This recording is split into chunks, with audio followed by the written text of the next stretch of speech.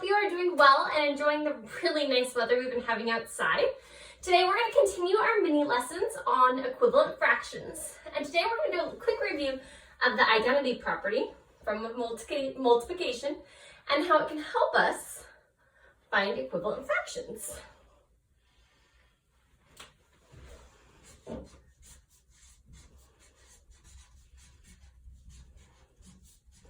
So the identity property and equivalent fractions. Okay, so I hope by now you've been asking yourself, if not reminding yourself, what is the identity property?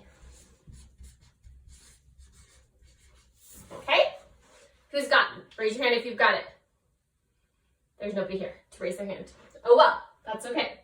So if you remember correctly, from way back in the beginning of the year, when we first started our multiplication unit, the identity property is the property that has to do with the ones fact.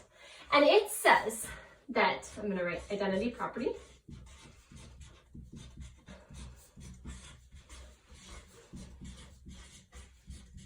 Okay. Any number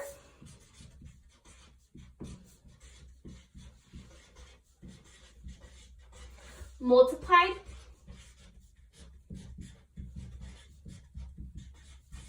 by 1 equals itself. Okay, let's look at a few examples of this real quick. So I might be thinking of something like 2 times 1 is 2. We know that 1,000 times 1 equals 1,000. We could even go with 1,473,642 times 1 equals, you guessed it, 1,473,642. Okay? Hopefully this rings a bell. Because in the end, what we're saying is we only have one group of 1,000 items. Only one person paid me, I wish, $1,473,642. Okay?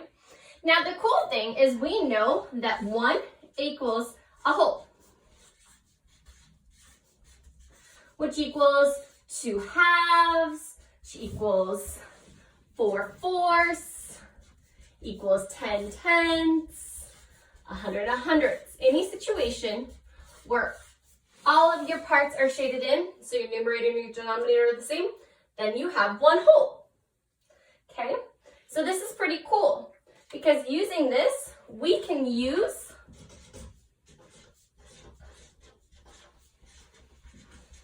the identity property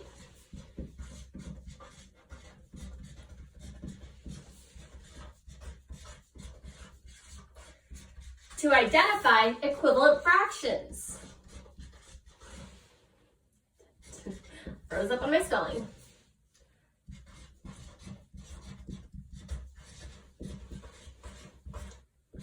We remember equivalent fractions are fractions that have different names but represent the same amount. Okay, so let's play with this for a minute. Let's play with a very basic one. I'm going to take 1/2. Okay, let's draw it real quick, just like we did in our last lesson.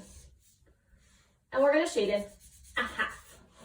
Now, I'm going to multiply this by a whole. Okay, and watch what I'm going to do here. I'm going to do a bubble letter hole because I want to go inside of my hole. Okay, we know that 1/2 times 1 is going to still be a half.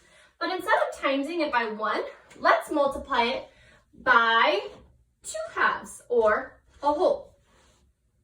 Suddenly I have 2 fourths because 1 times 2 is 2 and 2 times 2 is 4. I can show this on my model too.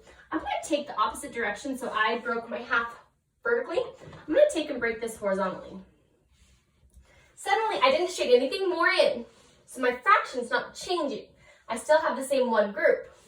But suddenly, you can look very closely, and I have 2 of my 4 equal parts shaded in.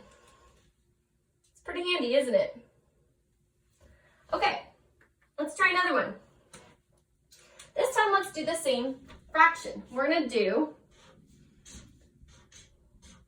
1/4 times a whole. Okay, so I am going to draw this because you know Miss Peterman, she loves her visualizations. Okay, so I'm going to shade in 1/4. Okay, now I'm going to multiply by that by, let's say 3/3. Again, we know this is equal to a whole because 3/3 would be the whole shaded in. Okay, and I'm going to break this into 3/3. Suddenly, you can see I have 1, 2, 3. 1 times 3 is 3. Out of 12 parts shaded in. Did I change what was shaded in? Nope. I just split it up differently using the identity property. Okay, let's try one more. Let's try one that has a different numerator, so not a numerator of 1. So let's try it with 3/5.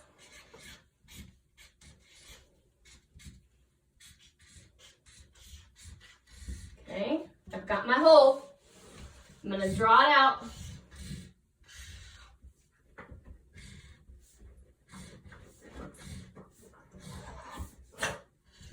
There's my dog. Okay. Oh, I should have shaded in my fifths first. So this was a 1/5, 1/5, 1/5. And you can see I times it by 3 wholes, which gives me 9/15. And that's how you use the identity property to help you with your multiplication. We can look real quickly. If we were to give, okay, let's say somebody asked you, say, hey, I have 3/4 of my box of raspberry full. How many 12ths do I have full?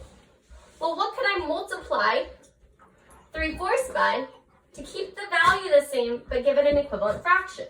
I know that 4 times 3 equals 12. So I want to do 3/3 to keep my whole. So I'd be able to say 9/12. Therefore, I can say 3/4 is equal to 9/12. Okay, that is an introduction to the identity property and equivalent fractions. We're going to be playing with this quite a bit the next couple days, the next couple tasks in your lesson. If you have questions, message me because it's kind of a different concept, but I want you guys to master it. Have a great afternoon.